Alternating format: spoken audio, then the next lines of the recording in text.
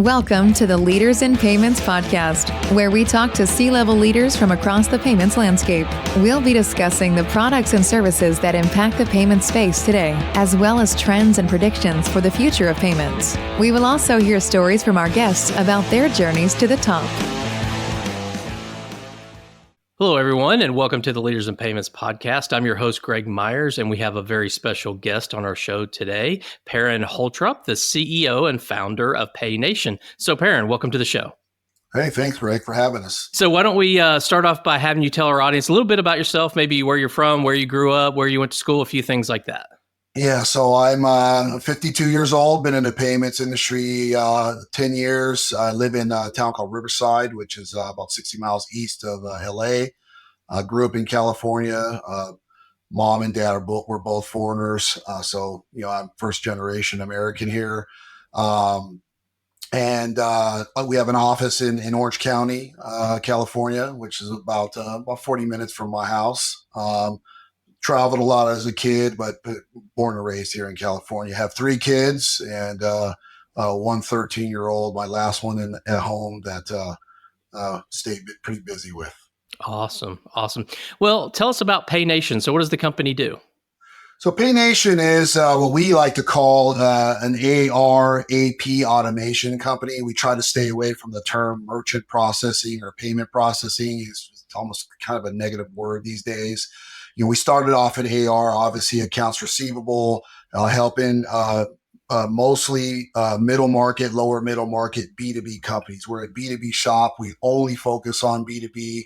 Obviously, we have some retail in our portfolio, but our primary focus is any business that's selling goods or service to another business, helping them with decreasing their DSO and getting paid quicker. Usually, everything we're doing is tied to an invoice or integrated into some kind of accounting or ERP software of some sort. So our whole goal is to kind of eliminate double, triple entries, have an integrated solution, and typically trying to get our clients paid faster.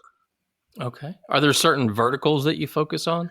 We like manufacturer, distributor, wholesale. That's kind of where we spend a lot of our time. Like I said, pretty much anything B2B.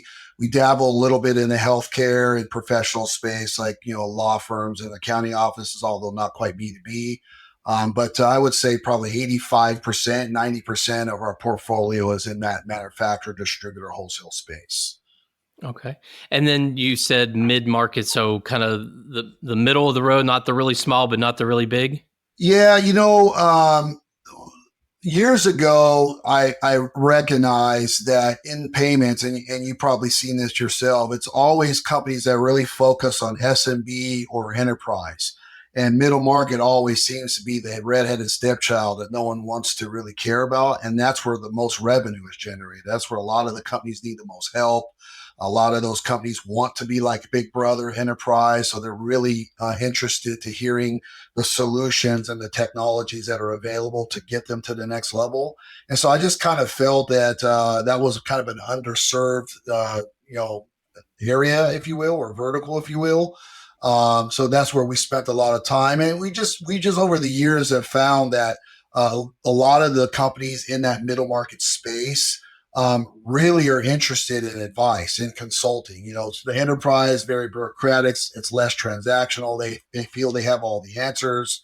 And, the small, medium-sized businesses or small businesses, they typically, are smaller. They don't know where they want to be. Sometimes the owners don't really know what's going on.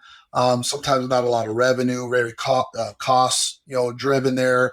Middle market's more solutions and more consultative and less focus on, what I say vendorizing our services, where they're just worried about price. They're really looking for people to come in and help them with solutions. And that's kind of how we lead in all of our sales cycles. Okay. And are you focused mainly in the U.S. or outside the U.S. as well? Yeah, U.S. I mean, we have some things that we do in Canada, but mainly U.S.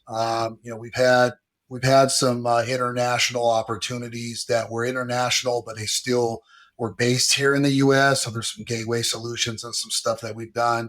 But I would say to make it easier, U.S. is our primary area that we focus on. Okay. And you mentioned some of the integrations. I would assume these middle market companies have some sort of accounting software or some kind of operations software. So I assume you're bolted into those. Yeah, not everyone. Most of the time, these companies, when they kind of outgrow QuickBooks and they're getting into some type of ERP solution, enterprise resource planning solution like a NetSuite or SAP, or one of those types.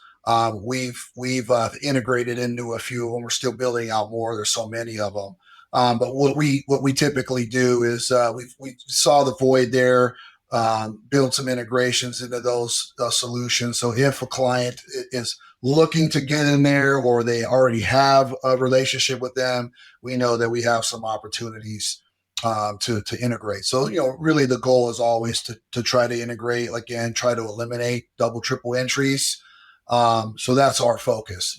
Obviously, as you know, payments is very nuanced. There's always there's never one magic bullet out there. There's never one solution that works for every single one.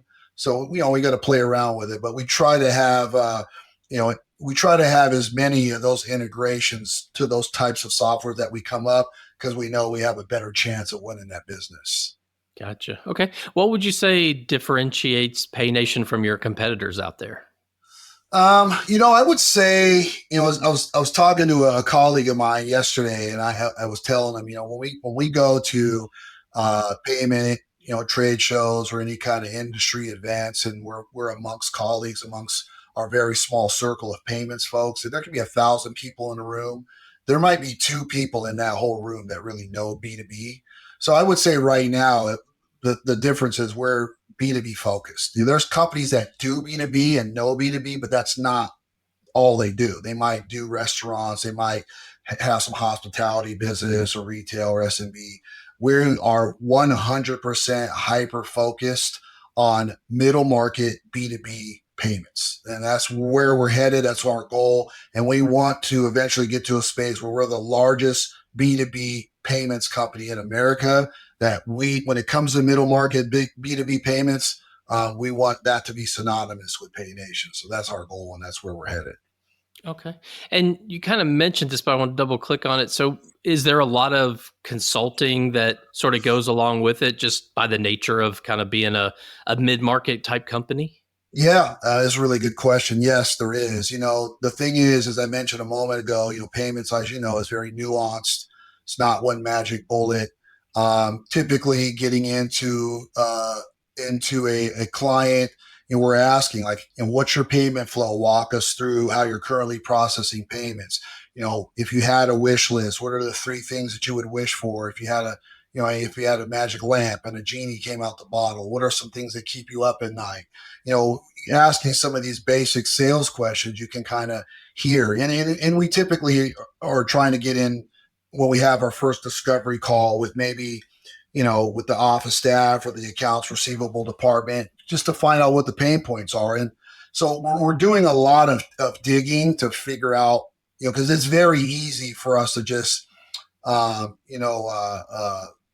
guess, regurgitate or throw up on the client with all the different solutions that we have or that are available.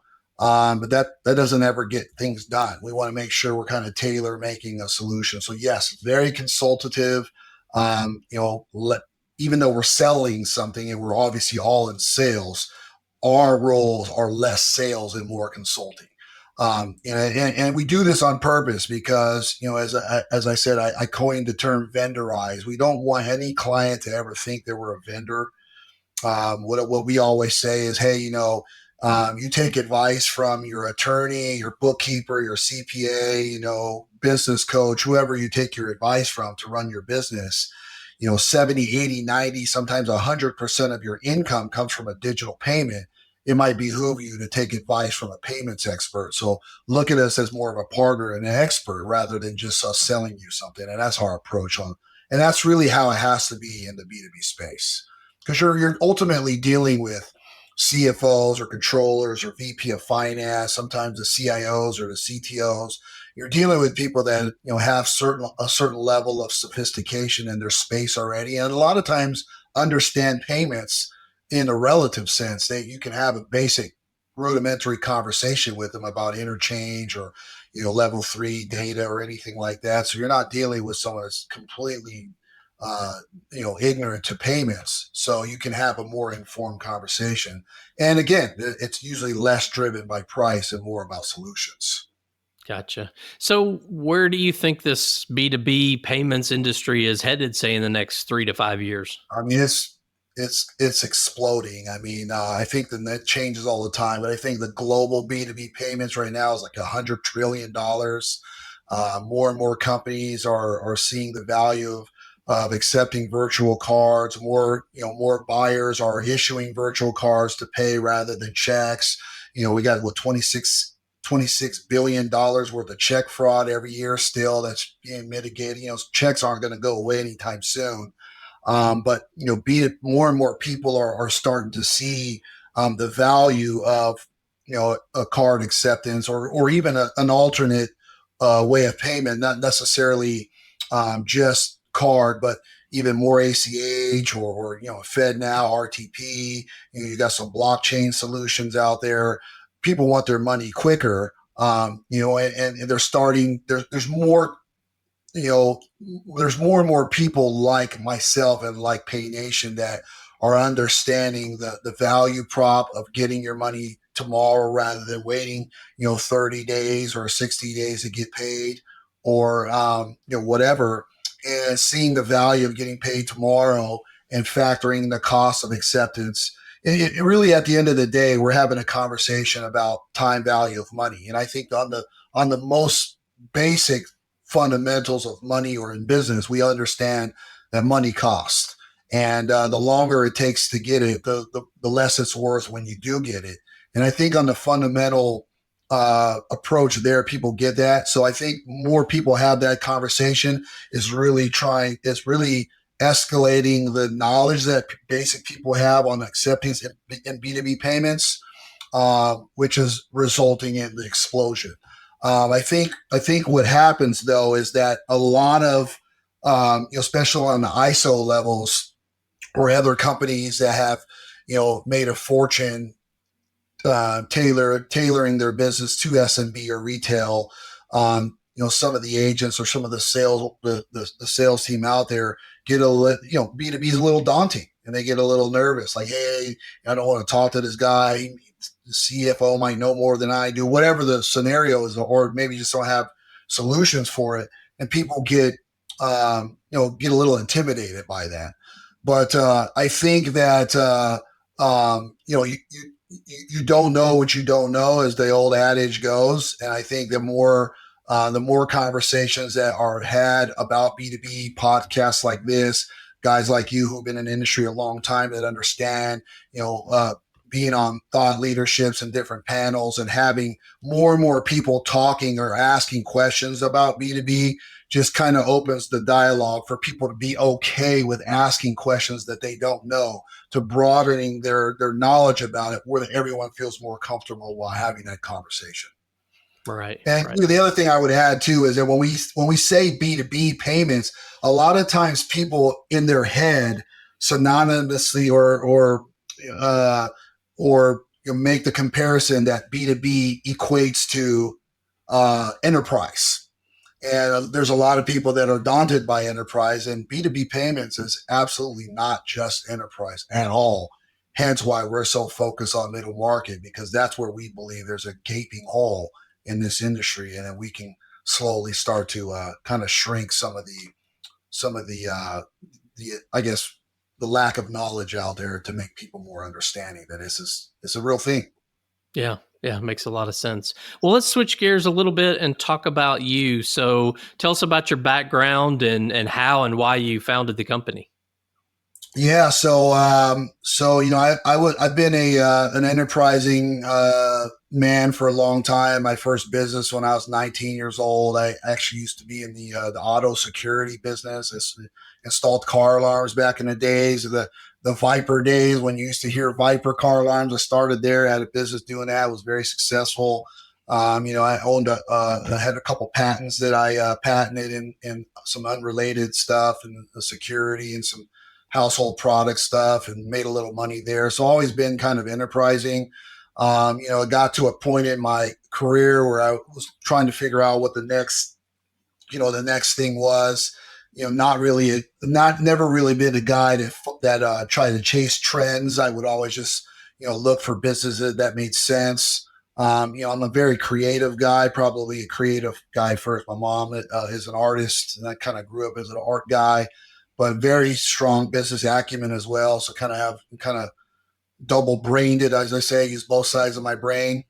So I was doing some other stuff. I was actually involved in the comedy industry, believe it or not, and was managing some developmental acts, and was looking for a casino here in California that had a comedy club at the time, and was very involved in comedy, and still kind of am to this day, but not as much as I was.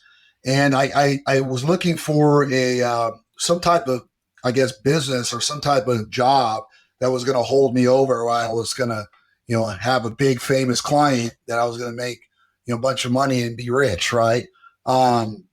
And so, a friend of mine had introduced me to, the concept of payments and residuals and so forth. And I was like, that sounds kind of cool. I had a pretty strong business background, knew a little bit about credit cards, not what I know now, but knew enough. And, was always a pretty good salesperson, really always sold by education and, just storytelling. Wasn't really one of those used car guys, sales guys. Not that that's a bad thing. And so I say, hey, let's get into this. And, I had some, a lot of relationships with manufacturers and distributor because I had some patents. So I went down that road. I had a lot of different people that I spoke to. Been to China a couple times. And so I got into payments, and I started off payments selling restaurants because that's what everybody was doing. So I was out selling restaurants and, dealing with POS, point of sales and this, that, and the other. And then I got into a situation where, I started going after some of these, these clients that I had that were in the B2B space or the manufacturer space. And the company that I was working with at the time just didn't have any solutions for it.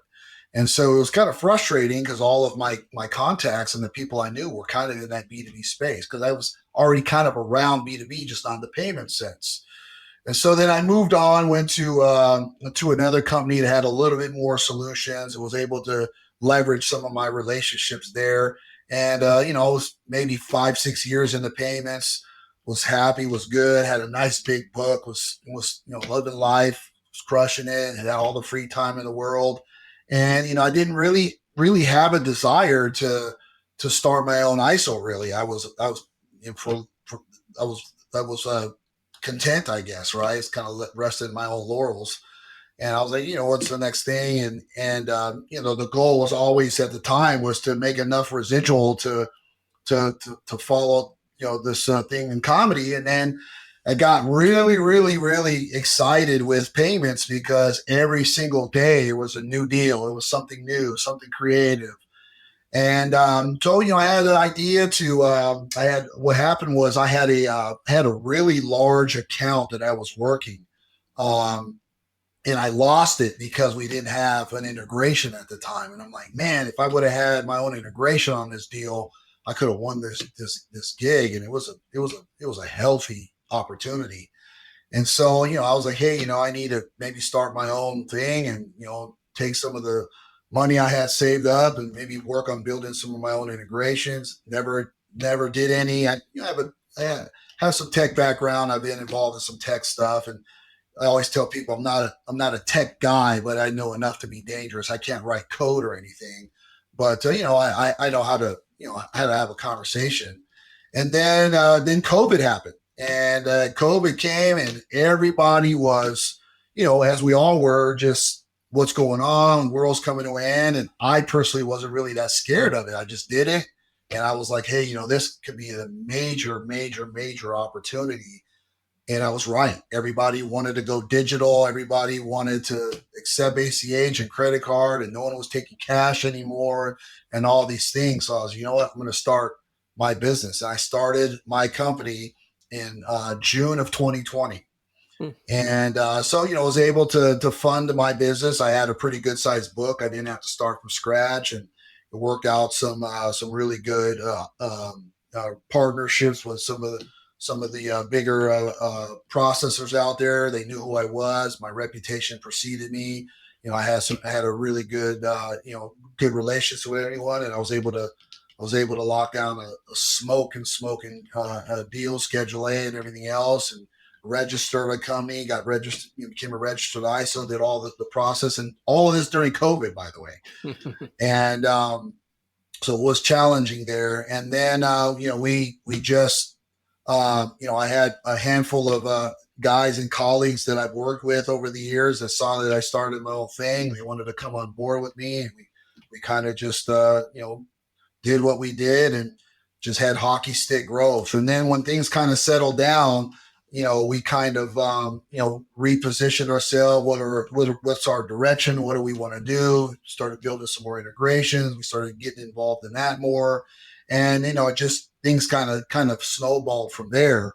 But I've been in payments 10 years. 9 of it's been in B2B. So it's like I never got into B2B payments. I kind of always, that's all I knew because I came from B2B. I just was kind of forced to sell restaurants because I thought that's what you do when you sell payments, right? And that's what a lot of people think. Sure. And so, now we have a completely different mindset. We're growing our team. We're building out more integrations, kind of more of the same. We're doing a lot of thought leadership now, having conversations like this about B2B payments and just really getting the word out there. And then, just trying to slowly take a piece of the B2B payments. But our focus really is trying to be less of a sales organization and more of a fintech. Obviously, sales is always going to be, the basis of any successful company is to be able to sell. But, in your traditional sense of a sales organization where we're just selling somebody else's stuff, we want to get to the point where we're selling stuff, but it's our own stuff, our own technology, if we can. I mean, we obviously still partner. We still have some stuff that we sell. We have some white label opportunities that we have. Just if people have developed some good software or product out there that doesn't require reinventing the wheel, then we'll partner. But if we can provide our own solutions in house and develop our own stuff in house, that's what we rather do, and that's more of the focus of where we're headed towards in terms of the next 5-10 years. Sure. Makes sense. So what are some things you're passionate about? Maybe one work-related passion, one personal passion? I would say on the passion is really, I was asked a similar question yesterday. I really enjoy helping people. I know it sounds cliche and sounds corny sometimes, but it's really true. Like when I go into a client and we really sit down and we're consulting them, and whenever they have a pain point or pain points that I know unequivocally I have a solution for, it's the best feeling in the world because you know that they're going to love it when you can say, hey, I have a solution for that.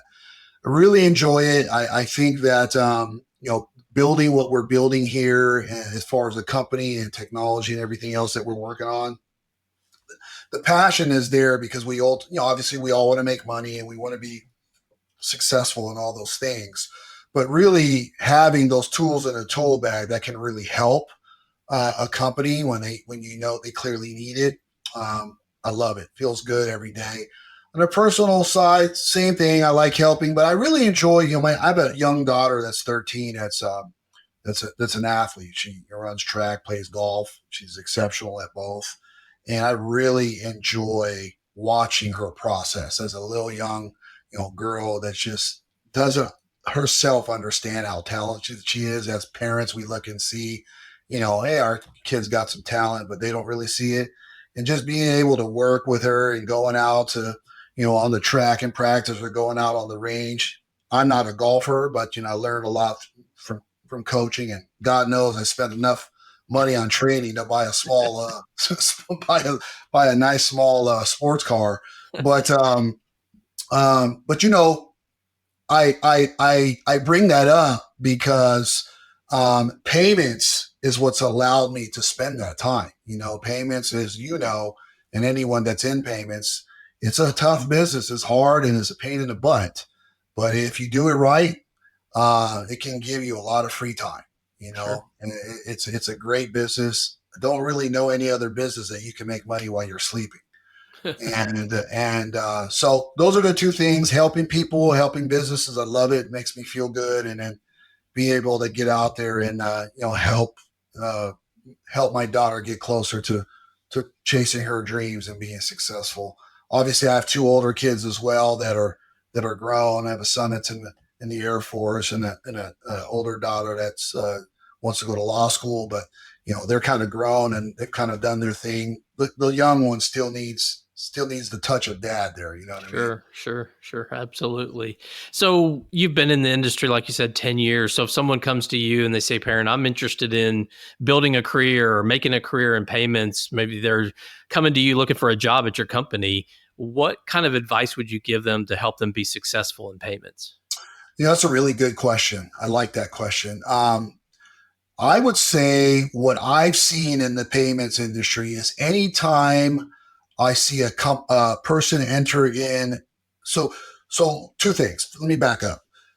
Payments is that industry that no one says I want to be in payments when I grew up. Everyone gets into payments by accident or through nepotism, right? If your Right. dad's in payments and now he brings his daughter or his son into payments, that's how we get in. No one says, hey, when I grew up, I want to be payments. All of us chose this industry by accident. And the people that get into payments typically come from some other vertical or some other type of industry. Maybe they're in transportation or they sold, building supplies, B2B sales somewhere else, or, maybe they were in the vacation industry selling timeshares or whatever it is. So whenever I see somebody get into payments, I always ask them, hey, what did you do before this? And what were you an expert at? So if you were into transportation, you should really become really good at payments in the transportation industry and really focus on that vertical.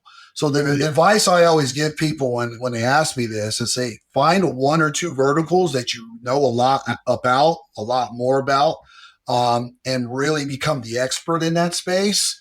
And just focus on that, because if you get into payments and you're just going after every deal and any deal, you're going to be running around like a chicken with his head cut off. The restaurant guy whose parents owned the restaurant, they've been in the restaurant industry their whole life. It makes sense for them to go after restaurants and be POS, dealer and those kinds of things. Maybe you got a person who dad was a plumber, and was he's a third generation plumber. His grandpa was a plumber. Makes sense for you to get into payments and go after plumbers because you really know how to speak that language. So really go where you're celebrated is what I always say. Go where you're celebrated. Doesn't make any sense for you to try to be an expert in payments and you're selling into an industry that you're not an expert in. Go into the industry that you're an expert in and then add that payments layer of expertise on top of that. It's going to make it for a better career trajectory, in my opinion. Yeah, I think that's great advice. So, Perrin, we've covered a lot of ground, obviously, about you and the company and the industry. Is there anything else you'd like to add before we wrap up the show? No, I mean, this is a great show. I'm glad to be a part of it. I hear a lot of people talking about this show. You've done a great job. There's a lot of podcasts out there that focus on software and different kinds of things. I mean, we know there's lots of podcasts out there. And I really like that we have a podcast that's dedicated specifically to the payments industry. I think we are a very misunderstood industry, probably the most hated. No one likes a telemarketing call from a guy who's selling payments. A quick story. So my son, before he went to the Air Force, he had a moment where he was like, hey, I think I want to maybe get into payments. I was like, all right. So we created a script for him, and it was like, you could do some cold calling. I knew it wasn't going to go well, but I wanted him to see how hard it was. And he quit after the first day. He got the phone hung. He said he got the phone hung up on him maybe 100 times that day. He's like, oh, not interested. He's like, how do you do this? And so, I think that more and more conversations like this for the outside world to see that payments is a profession just like anything else. Unfortunately, there's a lot of bad actors in this industry that get into it not really knowing how sophisticated it is. But if you do your due diligence and work hard like anything else and become an expert, it's always good to be on platforms like this where people can showcase what their knowledge is and how professional this industry is, because it is a very professional industry. So thanks for having me on, and let me share my story. Yeah, thank you so much. I appreciate you sharing that, and thank you for your time. I know it's incredibly valuable, and I really appreciate you taking the time to be here. Thank you very much for having me. I love it. Absolutely. And to all you listeners out there, I thank you for your time as well. And until the next story. Thank you for joining us this week on the Leaders in Payments podcast. Make sure you visit our website at leadersinpayments.com, where you can subscribe to the show and where you'll find our show notes. If you enjoyed listening, please share on your social channels as well.